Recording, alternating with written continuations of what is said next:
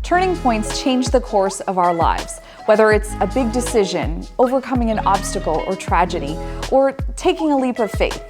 These stories of inspiration and resilience are what Turning Point is all about. Hello, everyone, and welcome to this week's episode of Turning Point. I'm your host, Priya Sam, and today I have the pleasure of speaking with Meera Estrada. Meera is the founder of Fusia Media, a media company engaged in digital lifestyle publishing catered to the South Asian Canadian community. Her story is featured in a book called Untold, Defining Moments of the Uprooted, where Mira talks about her turning point, coming out as an untouchable in the Hindu caste system, and the experiences that followed suit. We will hear much more about that today. Thank you so much for being here on Turning Point, Mira.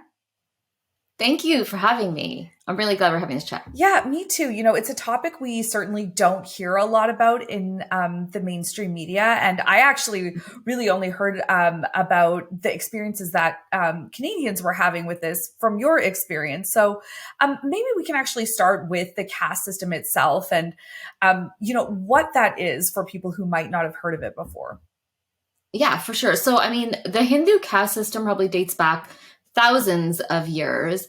And what it was back then was basically there was four groups. So there was the Brahmins, who were the priests and the teachers. Then there was the Kshatriyas, who were the warriors. And then there was the Vaishyas and the Shudras. And so those were the four groups of people. But then there was this other group, a subgroup, which was outside of that caste system because they were considered such low people, who were the ones who did the labor, like cleaning the toilets and that type of work, that they were considered untouchable, or as we now call them, Dalits, which means the broken ones.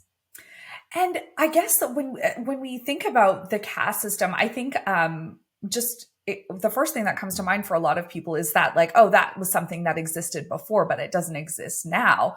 But it sounds like that's not true. And in fact, that it exists in countries that a lot of people from India, for example, have immigrated to as well. Yeah, that's true. Caste has followed them. And I get really frustrated when I hear people say, oh no, that's something that's long gone, because that is something that people from a place of privilege can say. It's almost like when we talk about racism and people feel like, I don't have to have that conversation with my kids. It's because you're coming from a place of privilege. And so there is a lot of gaslighting when it comes to casteism, because within our South Asian communities, people who have always had that caste privilege tend to just not see it while they are still benefiting from it. Yeah, that's such an important point, and I'm really glad you said that. So you talked about the Dalit or the untouchables, kind of this group who's considered to be the sort of the lowest caste when you think about the caste system. So what does it mean to be an untouchable? What would life look like for someone who would have that caste designation? Yeah, so I can tell you from a very personal place. So what that meant for, I would say, from my father's side of the family, my grandfather at that time, two generations ago, untouchables or Dalits were not allowed to go into classrooms. If you wanted to study, you had to sit outside of a classroom. You weren't really allowed to go into any public place. They weren't allowed to go in the homes of people of upper castes. They weren't allowed to go into temples, places of worship. And so for most lower caste people, they didn't get to study. My grandfather actually on my mother's side was very much about education. And he actually, surprisingly, he learned to read and write sitting outside of a classroom because he was not allowed in the classroom. Even then, Dalits were considered so dirty that if an upper caste person walked by, they had to put their head down in the soil because even their shadows are considered dirty.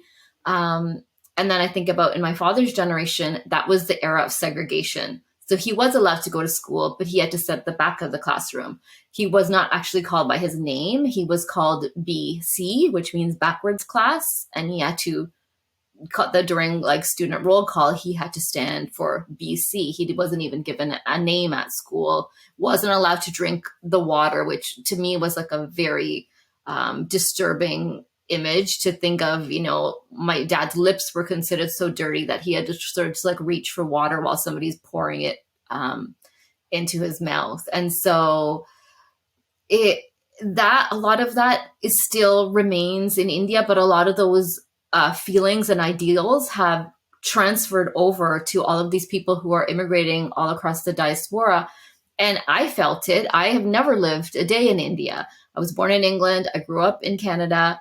Yet caste is something that was constantly in conversations. And interestingly enough, it was never talk about lower caste. It was about boasting your upper caste or boasting your place of privilege in society. And you'll see it today. Look online, you'll see the Brahmin, which is the most upper caste, the Brahmin Society of Canada, of the United States, of Ontario, of Toronto. So there's very much this pride in caste, in privileged caste, but at the same time, people are saying it doesn't exist. Then why do these societies still exist?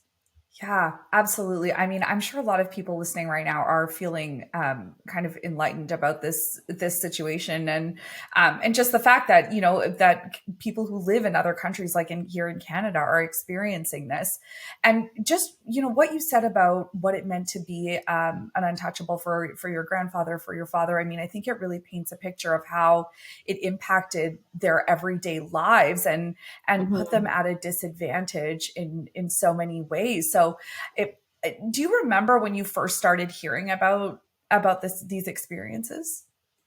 Yeah, so I mean, it was always like growing up, growing up, I had a large circle of South Asian friends, like my best friends even today, a big group of South Asian friends. I attended language classes, Gujarati language classes. I went to the temple, but I would hear it all the time, even like from my schoolmates, like from a young age. Hey, what caste are you, or what's your last name? Because that just puts you into a caste category. Or at the temple, different aunties would be like, well, what caste are you? And I remember from a young child, my mom would always brush away. She's like, we don't believe in that. We're just people of God. But then when I was 15 years old and my parents finally told us, we didn't know anything about what caste we were because our parents always just raised us, we don't believe in that. But when I was 15 years old, my parents sat me down and they said, we have something serious to tell you. And they told my brother and I that we were born as untouchables. And then it started to click. All of those conversations I had heard, they started to come back to me. And I thought, this is part of everyday life and everyday conversations. And I think I struggled with it the most in my 20s. I mean, it's a hard time for everybody as a South Asian, everybody is on you, like when you're getting married and, you weren't allowed to date this whole time, but all of a sudden now it's like, go find that guy and get married to him. Yes, I feel that. Right? And the aunties would be matchmaking and they would always say, oh, we found this good boy from a good family. And meaning that, and they would even say what caste he's from.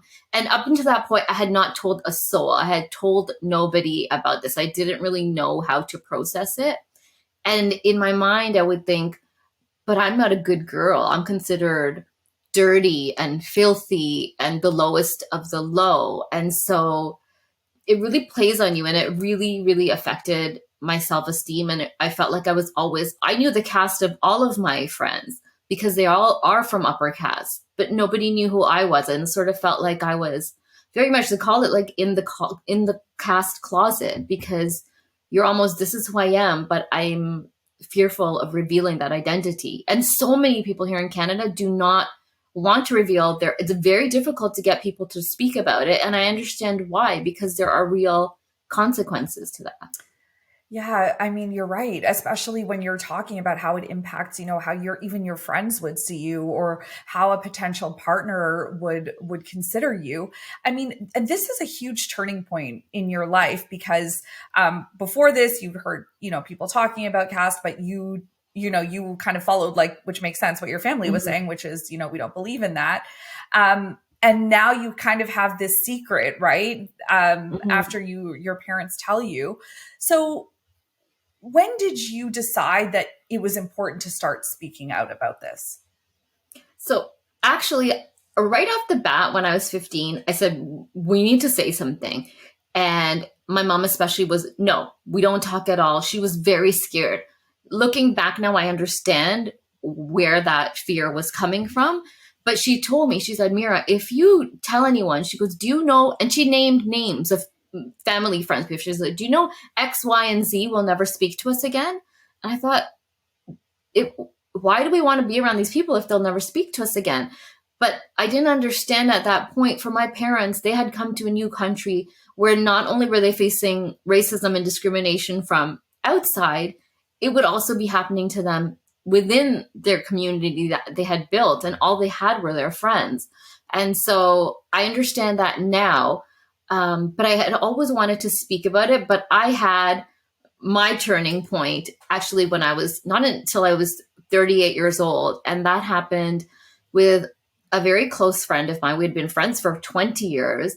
We had both just had babies. She had gone to India to use a surrogate. And I had gone with my mom to her house to see the babies. Her mother was there as well. And it was supposed to be this really fun time for us. But as a journalist, I always, I have questions in my mind. And I had read somewhere that surrogates in India of a lower caste are paid less, like significantly less. And I was mortified by that idea. And I wanted to ask her. Mind you, at this point, nobody knows what caste I am. And so I had asked her in conversation because she was telling me about the surrogacy process. And I said, I heard this about lower caste surrogates. Is this true?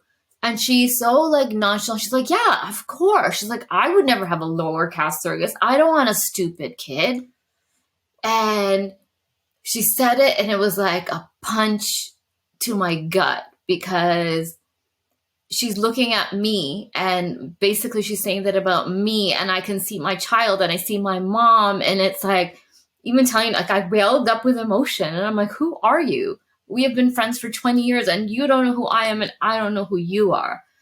And so we got in the car, and right then I said to my mom, I said, I can't stay silent anymore. I have to talk about it. And that was the first time. And I think she saw it, because now I have a child who is going to be raised in this as well. She's like, do what you have to do and say what you want to say. And since then I have been.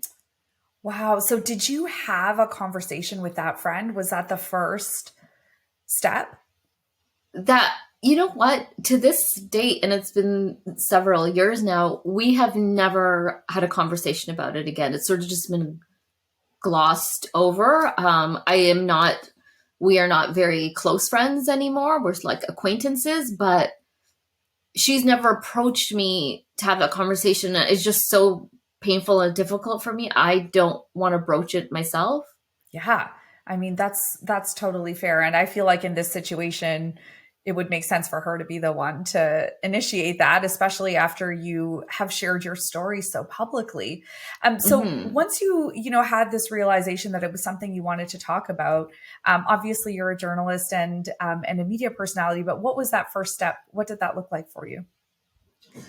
So the first step, actually, it was a really emotional first step. So it was 2019, and I was one of the speakers at a Women's Day event put on by the Southern African Embrace. I actually have to say, the Black community has been so supportive of this, much more than people within my own community, which is a sad, but it is a telling truth.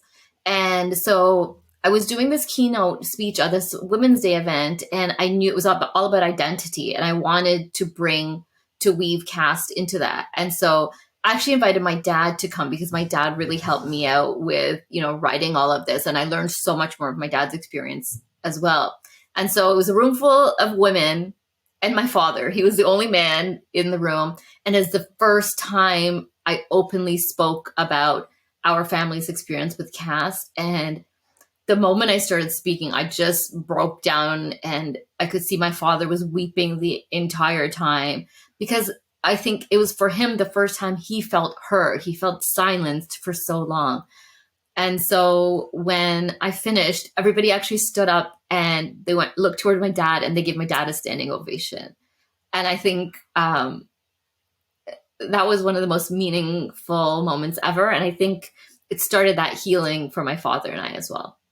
Yeah. Wow. I mean, to have kept that hidden for so long and it would be stressful too. I'm sure for your parents, thinking they could lose all of their friends if they found Mhm. out about this. I imagine, yeah, there was this element of relief and release, and like you talk about being seen and heard. There's so much power in that after feeling hidden for so long. Hmm.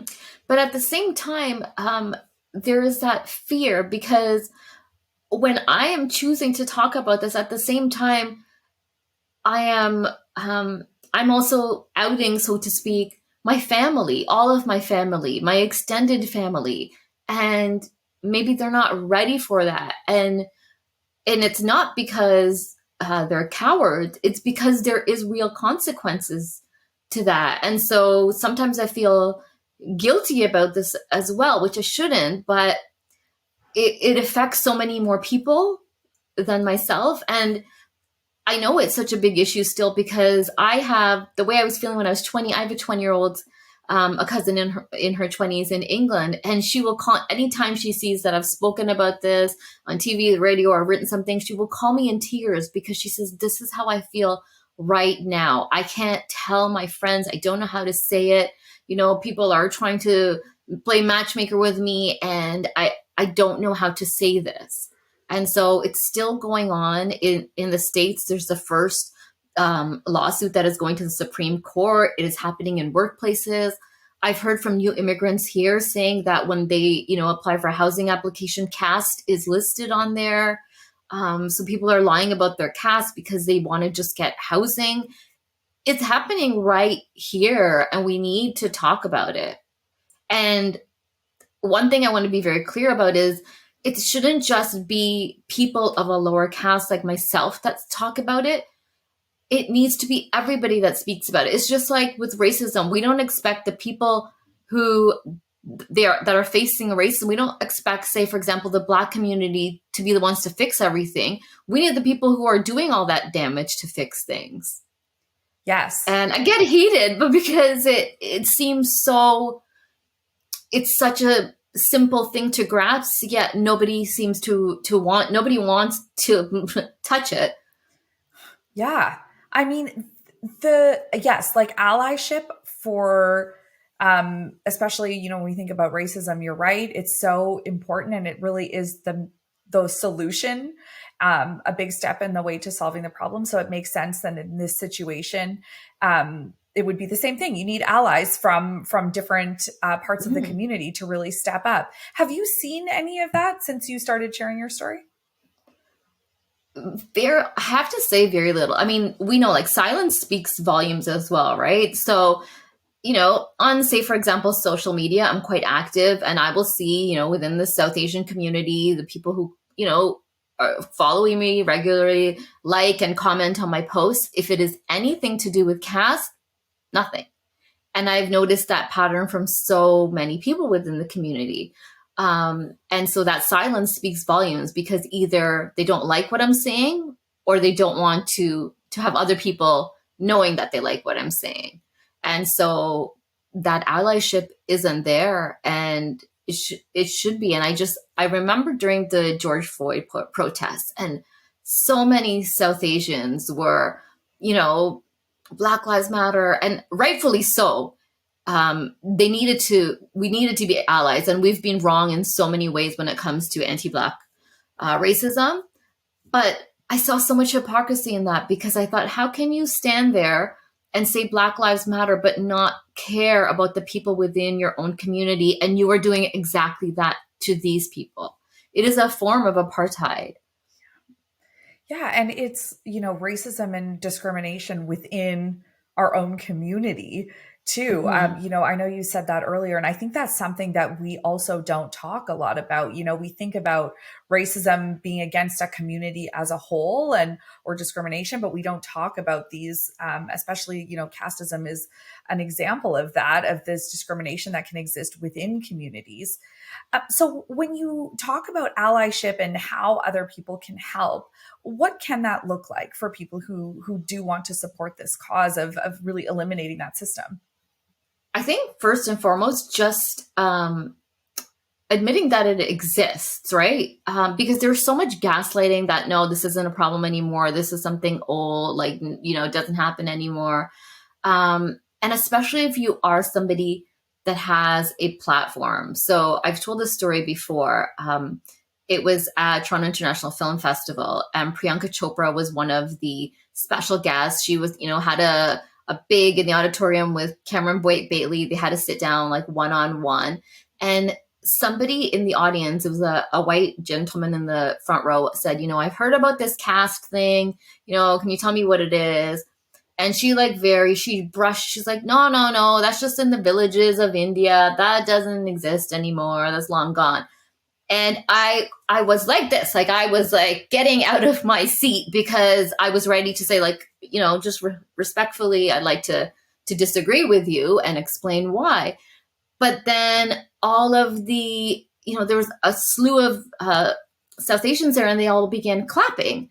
And so I just sort of sat back down. And I felt like for her, that could have been a moment of education. She has a huge platform and she could have used that to tell people, yes, this exists and yes, we need to stop it. And I don't think there was malice in what she was saying. I think there was ignorance there and not realizing that this caste privilege exists. It must have been challenging to be in the audience, obviously, to know what you know and to have your own experience, and then to just see this missed opportunity from someone with a big platform who really could have said something about this and really shed some light on it for a wider audience. Yeah, I mean, and I think it just speaks to that whole caste privilege, right? When you might not be intending to cause harm, like there's intent and then there's impact, but the impact is you actually are causing harm, because what that's doing when you say that it doesn't exist, for people who don't know about it,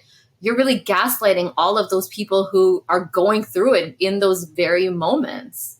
So I almost feel like when you ask me that question, what could people do? Instead of, yes, it's great if people support, say when I've written a story or spoken about it, or anyone else that is doing these things, but it would be great if it wasn't so reactive. I would love some proactive action from people, not just within our South Asian community. And I don't want it to come off that, I have something against the community. I love my community. I'm very culturally involved, but, beyond the South Asian community, just as good human beings, I would love that more people paid attention to this and they were proactive in researching and looking into this and finding these stories. Yeah, absolutely. It makes sense that would make a huge difference. It's interesting because obviously I'm South Asian as well. I actually grew up in Regina, Saskatchewan, and I didn't have a lot of South Asian friends or people around me in general. It was not a very diverse city at the time. Mm-hmm. And I had, and my family is not Hindu, but I'd heard about the caste system. But I think it exists differently for different religious communities mm-hmm. as well.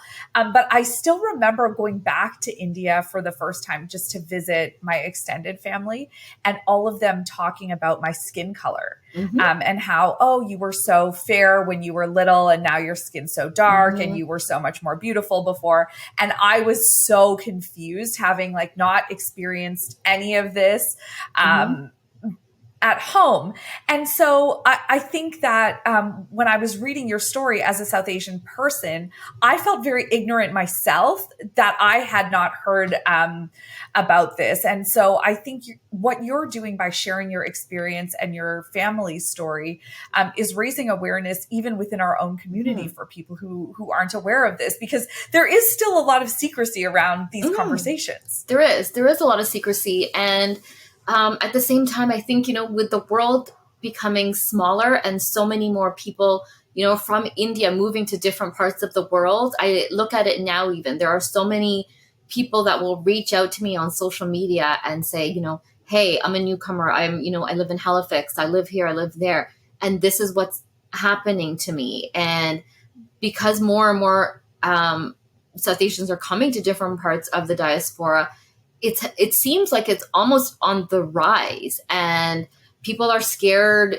to come out about their caste because there seems to be like this like freedom to speak so openly and denigrating people of lower castes. And if you look, I mean, COVID was very, very harsh for people, especially in India, because, there was this whole thing about, social distancing and germs and all of this. But if you think about it, people of the lower caste who have those jobs, they were like the cleaning jobs of the hospital and the cleaning of the toilets and basically the roads and things that, all of those things that we suddenly clicked. These are the most important things. But the people that were doing it in India were treated worse than ever. They were like doused with bleach. They were like put to a different part of towns and villages. And just, it was horrible for them, even though they were the ones that were keeping things going.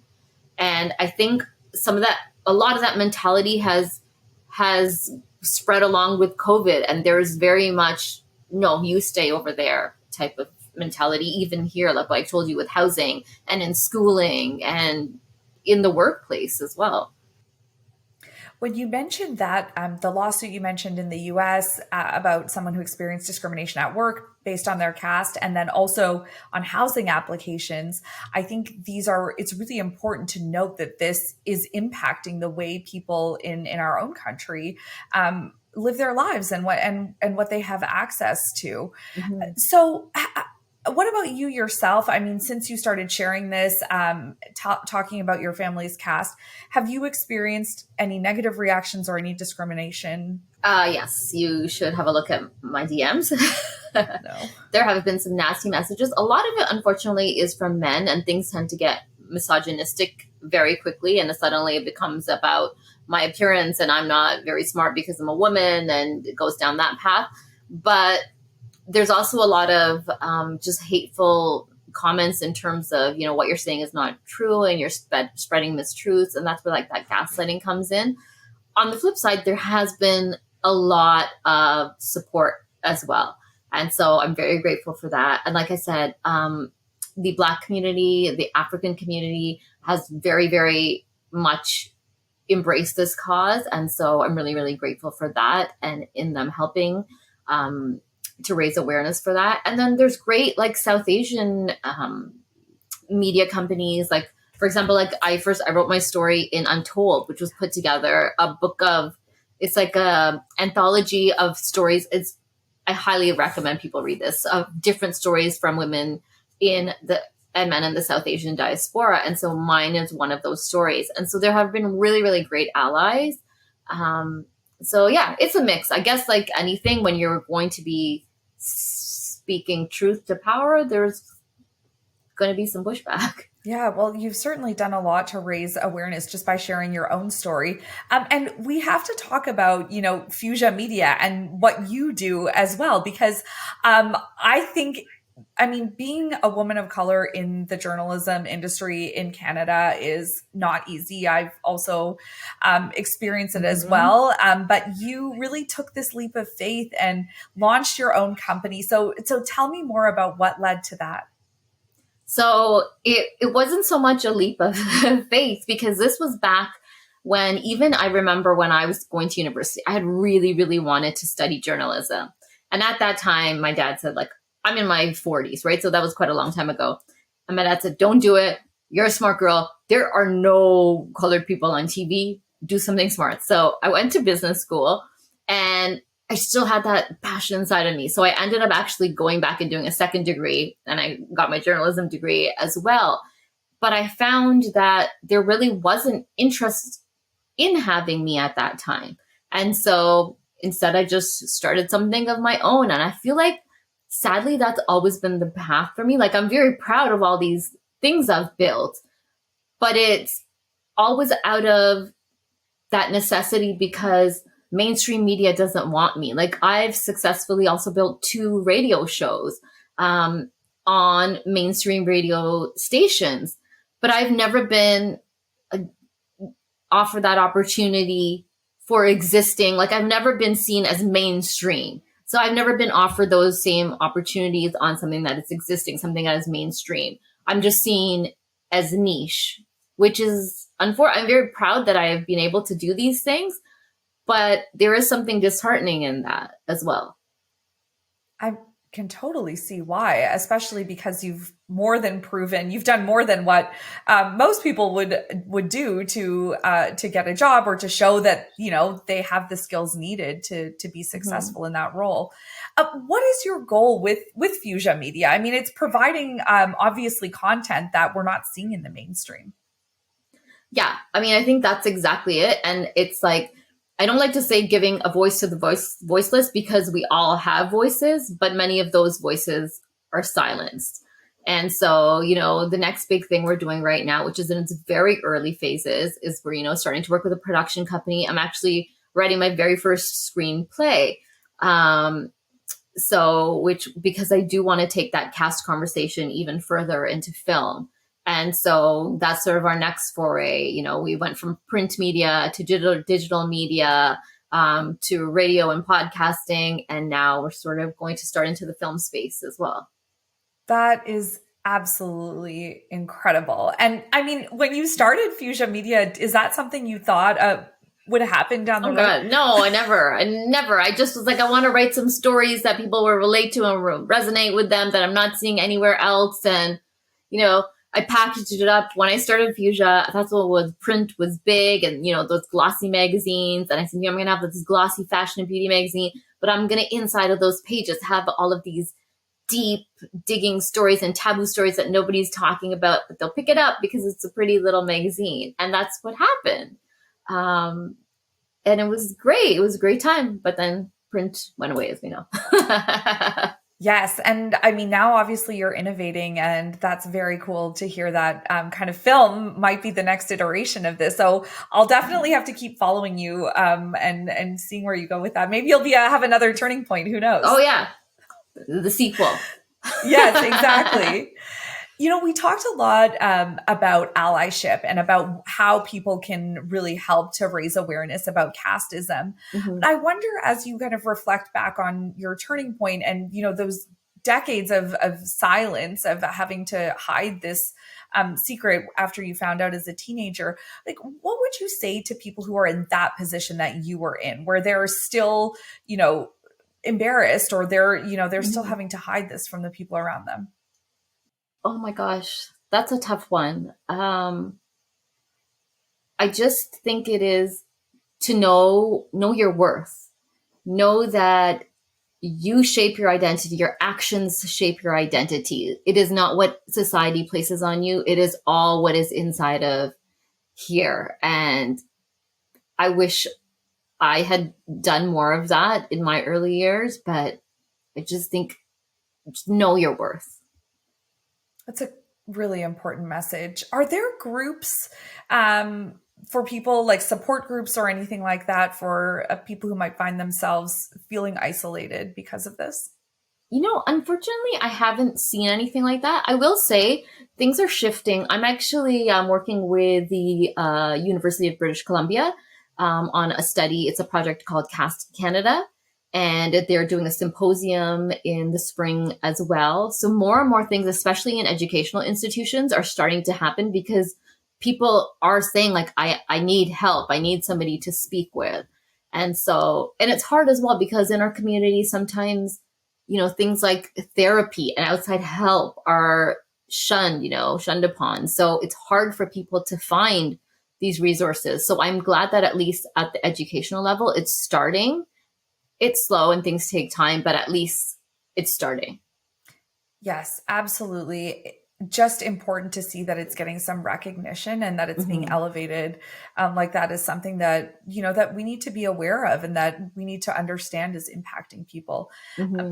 Mira, thank you so much for just sharing your story and all of your insights today. I really enjoyed our conversation. Oh, thank you so much. Thank you for having me. It's really important to me, and I'm really glad we had this conversation. Yes, me too. And where can people find you if they want to continue following you after this? Yeah, for sure. On Instagram at Meera.Estrada. That's usually where I'm most active, or on the website fusiamedia.ca. Perfect. All right. Thank you again so much, Mira. Okay. Thank you. Great. And thank you to all of you for watching and listening today. If you want to find me on social media, I'm at Priya Sam. Send me a DM. Let me know what you thought of the episode. I love hearing from you. And if you like the show, please leave us a 5-star review as well on Apple Podcasts. Until next time, take good care of yourselves and of each other.